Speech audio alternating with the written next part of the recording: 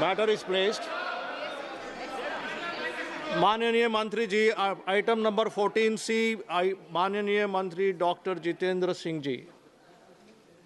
Speaker sir, with your kind permission, I rise to move for leave to introduce the Sustainable Harnessing and Advancement of Nuclear Energy for Transforming India Bill 2025. Thank you, Speaker sir. Thank you, sir.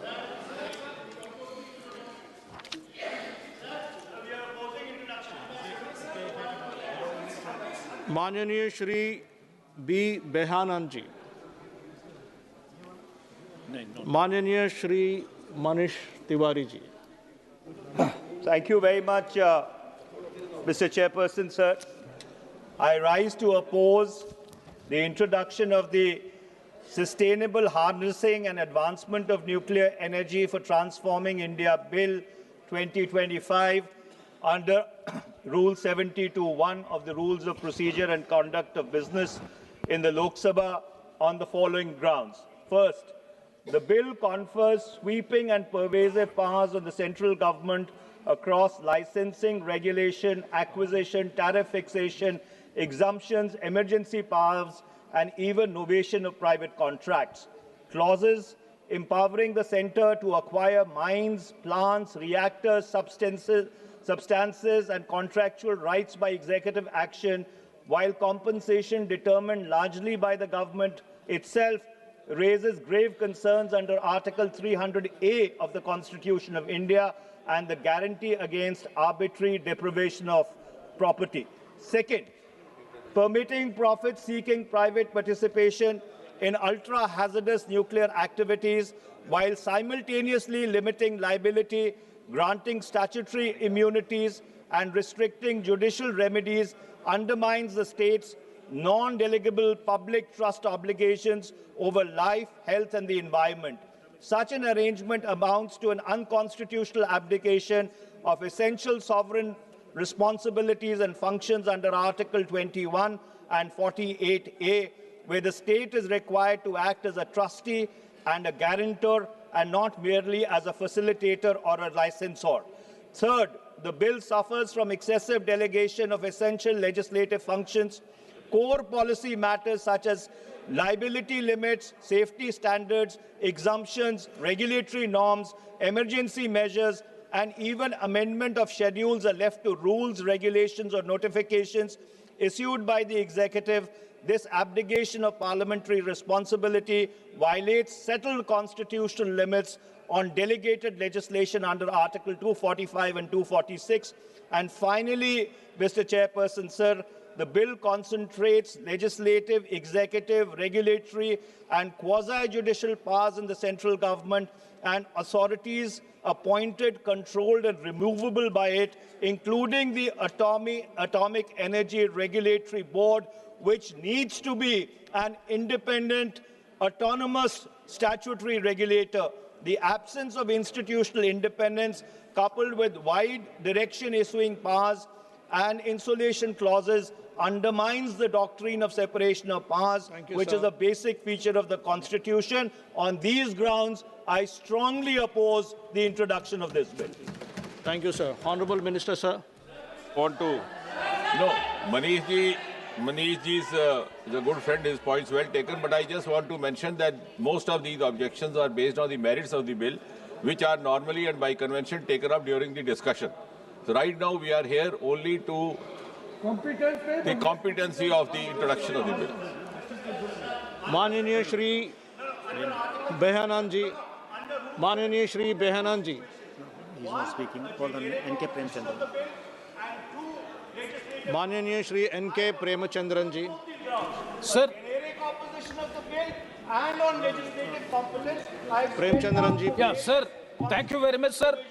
Sir, by Rule 72(2) of the Rules of Procedure and Conduct of Business in Lok Sabha, I do oppose the bill, the Sustainable Harnessing and Advancement of Nuclear Energy for Transforming India Bill 2025.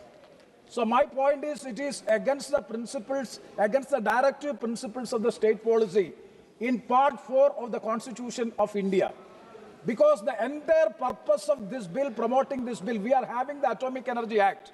And also we are having all these legal mechanisms are also there. And you see that the nuclear energy as well as rare earth minerals and mining and mineral separation and the nuclear section, everything is being vested with the public sector undertakings. The basic purpose by which this law is being brought in is so as to privatize this nuclear energy sector for the private companies. I am not mentioning any companies. I am from an area, from the minerals, beach and mineral area, by which we are having abundant thorium is there, supply is there, but unfortunately it is not being exploited and utilized by the government public sector undertakings so as to make use by the private entities and the private corporates for which this bill is being brought in. So it is against the directive principles of state policy. Therefore, I strongly oppose the introduction of the bill on the basis of this objection. Thank you very much, sir. Shri Professor Saugat Raji. I oppose this bill with a long name, sustainable harnessing of etc. etc.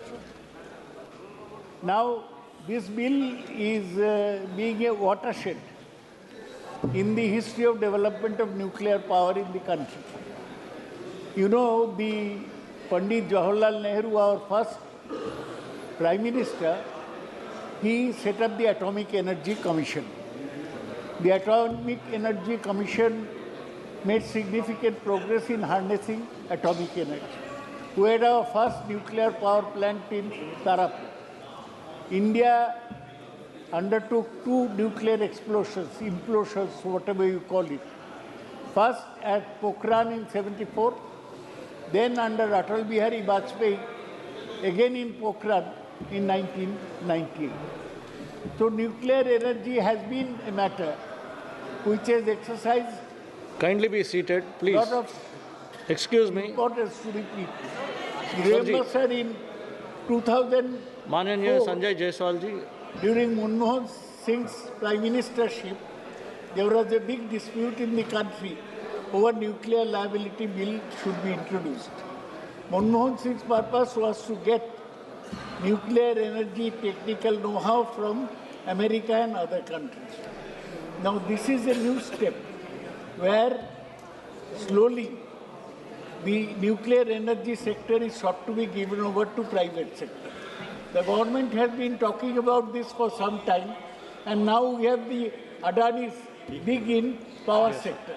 Now they want to get into nuclear power sector, and this bill is meant to facilitate Adani and other people. 1 second, sir. I heard you, sir.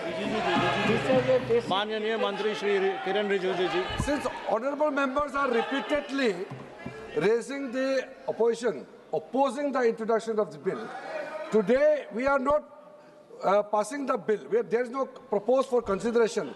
It is only introduction of the bill. And most of the opposition are coming, which are repeatedly being mentioned by honorable member, including what Manish Tiwari has mentioned. I have a specific point only. Under Rule 72(1), it is very specific on the legislative competence of this House to bring this legislation. Yes.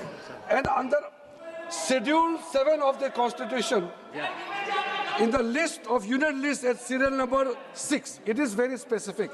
Atomic energy and mineral resources necessary for its production. Yes. So this House has very much have its full legislative competence to bring this bill. And as the Honourable Minister has stated, if there are consideration on merits, it should be brought out at the time of consideration. At this point of time, it is only introduction of the bill. So that will come back. Today we are not putting it for consideration. Sir, if we assume that it is not in the competence of the House to bring, even if it is assumed that it is not in the competence of the House to bring in a bill related to nuclear energy or atomic energy, may I remind the honourable members and the House that the same House brought the Atomic Energy Act 1962 when Pandit ji was the Prime Minister, Pandit Jawaharlal Nehru, and the same House brought the CLND bill when Dr. Manmohan Singh was the Prime Minister. So, if the bill could be brought in the House when Nehru ji was the Prime Minister, when it could be brought when when Dr. Manmohan Singh ji was the Prime Minister. Why now suddenly, because there is a different political party in power, suddenly the House has been forbidden from the prerogative of bringing a bill on this subject? Yes, sir. I heard both the sides. प्रश्न ये है कि विधेयक को पुनः स्थापित करने के अनुमति प्रदान की जाए। जो सदस्य इसके पक्ष में है वो हाँ कहें, जो सदस्य इसके विरोध में है वो ना कहें। मेरे विचार में निर्णय हाँ वालों के हुआ, पक्ष में हुआ, हाँ वालों के पक्ष में हुआ। माननीय मंत्री जी विधेयक को पुनः स्थापित Sir, I introduce the bill. Item number 16 अनुदानों की अनुपूरक मांगे